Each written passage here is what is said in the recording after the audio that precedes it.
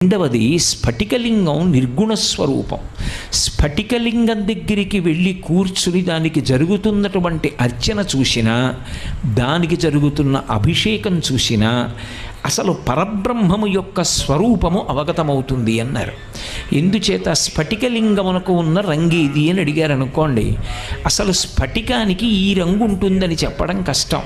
అది తెల్లగా ఉంటుంది. శాంతం పద్మాసనస్థం శశిధర మకుటం పంచవక్త్రం త్రినేత్రం అంటూ పరమశివుడు ఎలా ఉంటాడు అని వర్ణిస్తే స్ఫటికమణినిభం పార్వతీశం నమామి. స్ఫటికమణినిభం, స్ఫటికం ఎలా ఉంటుందో అంత తెల్లగా ఉంటాడు. ఇప్పుడు స్ఫటికలింగం తెల్లగా ఉన్నదాని దగ్గరికి తీసుకెళ్ళి మీరు ఒక ఎర్ర పువ్వు ఇలా ఉంచారనుకోండి, స్ఫటికలింగం అంతా కూడా ఎర్రగా అవుతుంది. ఇప్పుడు ఎందుకు ఎర్రగా అయింది?